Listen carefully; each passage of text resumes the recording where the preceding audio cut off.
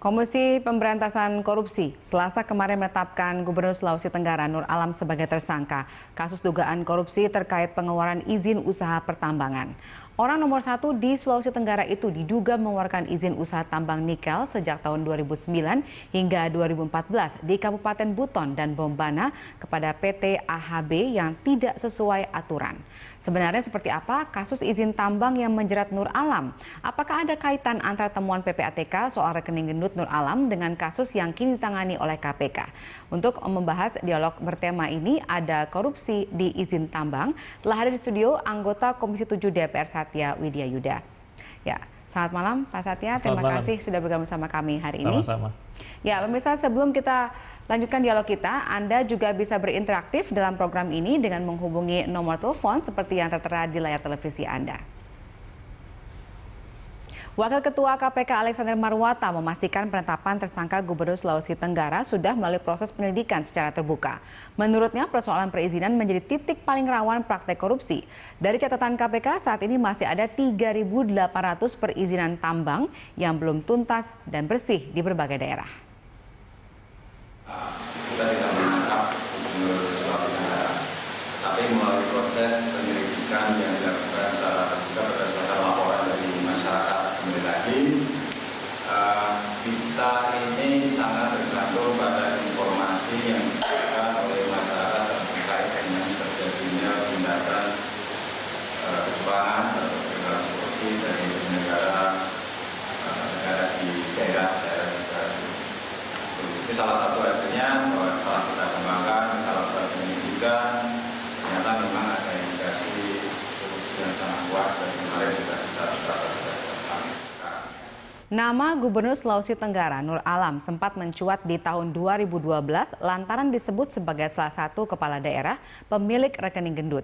Dari LHKPN yang dilaporkan kepada KPK pada Oktober 2012 yang lalu, Nur Alam memiliki total harta sebesar 30,9 miliar rupiah. Berikut rincian harta kekayaan Nur Alam.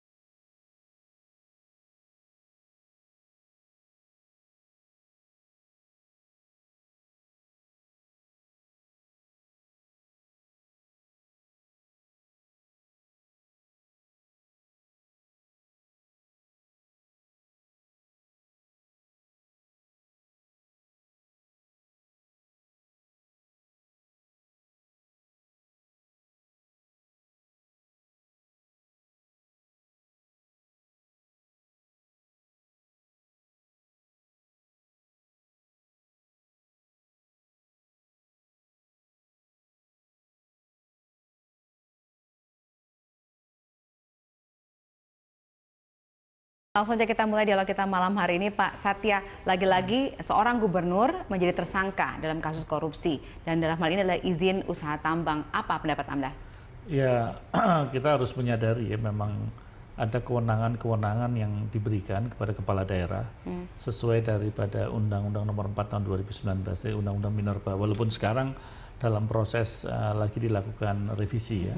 Tetapi kita harus sadari bahwa di sektor mineral, batu bara, itu memang kewenangannya tidak lagi di pusat. Ini berbeda dengan rezim minyak dan gas bumi. Kalau minyak dan gas bumi, itu jelas yang mengeluarkan izin itu adalah pemerintah pusat. Nah, di mineral dan batu bara di daerah, dan itu pada level bupati. Ya.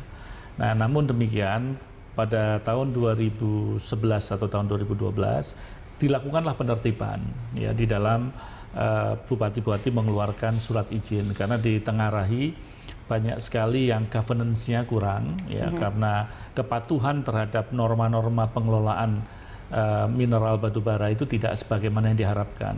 Maka muncul bahwa kita harus menjadikan industri ataupun juga yang diberi kewenangan wilayah kerja pertambangan tadi itu clean dan clear ya. Nah, clean dan clear itu salah satu kriterianya adalah misalkan tidak tumpang tindih ya, lantas kepemilikannya jelas, mematuhi norma-norma lingkungan. Ya. Nah, itulah dilakukan pengecekan. Nah, dari sekian ribu, saya lupa datanya, karena itu kemarin kita juga minta dilaporkan pada waktu saya periode pertama di tahun 2009-2014 itu Kementerian SDM memberikan laporan. Dari yang clean and clear itu beberapa biji, mulai dari yang kontraknya besar, yang kita katakan PKP 2B yang besar, ya, yang kontrak karya generasi pertama, kedua, lantas yang terakhir adalah kontrak-kontrak karya yang dikeluarkan oleh bupati yang ukurannya kecil-kecil. Nah, itu semua dilaporkan pada kita mana yang sudah sesuai dengan kaidah yang saya sampaikan tadi, dan itu dinyatakan clear and clear. Nah, sekarang saya ingin mengatakan bahwa bagaimana peranan gubernur, kan begitu.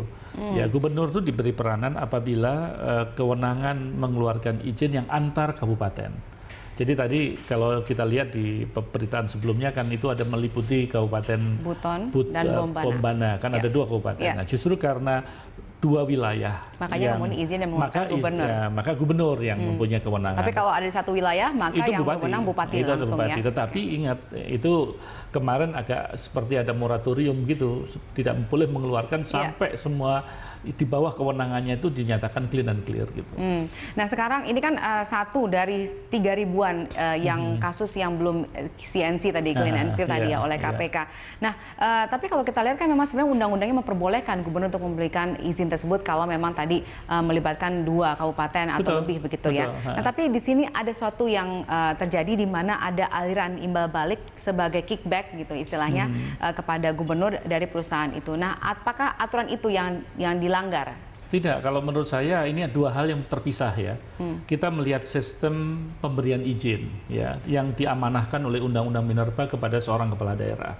Itu kan memang ada. Gubernur diberi mandat, kepala daerah tingkat 2 diberi mandat, kan begitu. Tetapi begitu dia melakukan atau mengeksekusi kekuasaannya, lantas timbul kickback dan lain sebagainya, itu sudah di luar daripada apa yang diamanahkan, kan itu bisa terjadi di apa saja kan, tidak mesti di dalam pemberian izin tambang. Gitu. Nah, tetapi yang mesti disadari oleh masyarakat bahwa ya gubernur mempunyai kewenangan untuk melakukan itu ya, terlebih kalau yang saya dapatkan informasi ini kan menyangkut mengenai area pertambangan yang akan di-relinquish.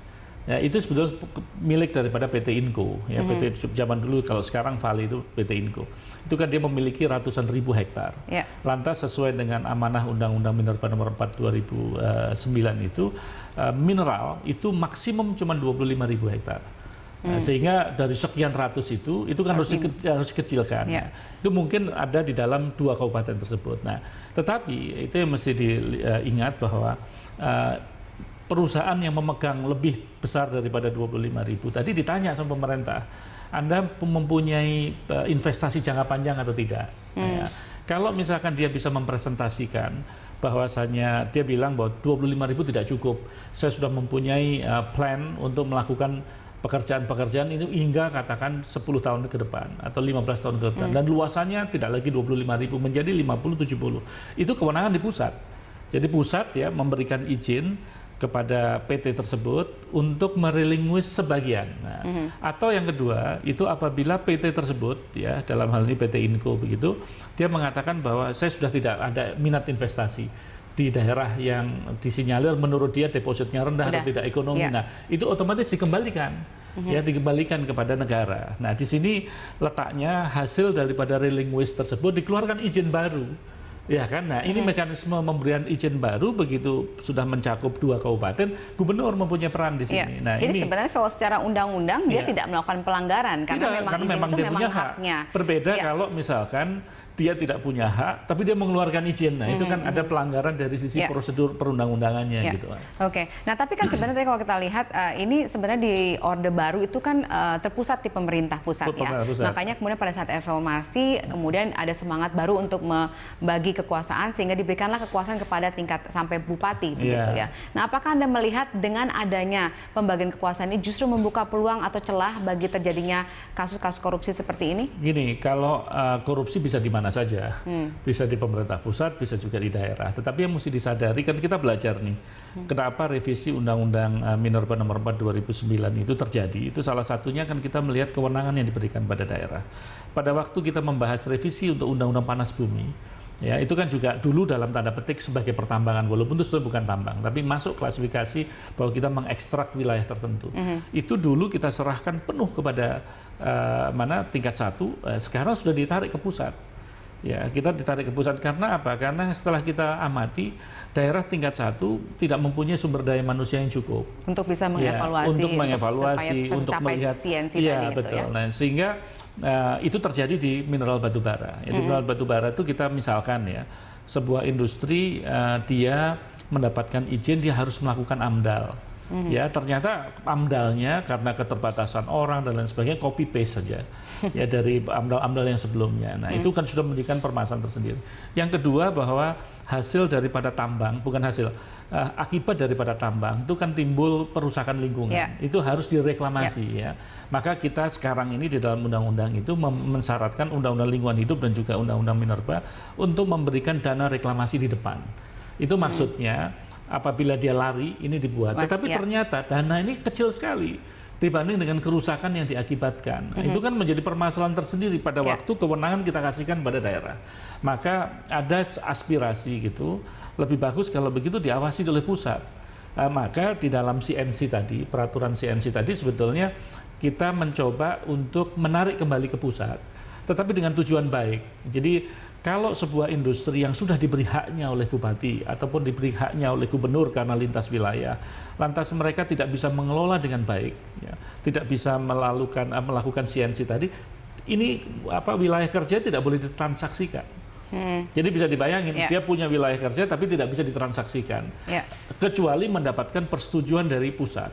Nah, kita kan berarti pusat mencoba untuk mengontrol kembali supaya dia CNC betul. CNC itu persyaratannya sangat baik karena itu governance pengelolaan daripada sumber daya alam kita gitu. Nah, maka itu yang dilakukan oleh pemerintah pusat, sehingga di dalam aspirasi kita untuk merevisi undang-undang minerba itu juga kita masukkan kalau memang daerah ternyata sumber daya manusianya kurang, ya kita akan tarik ke pusat.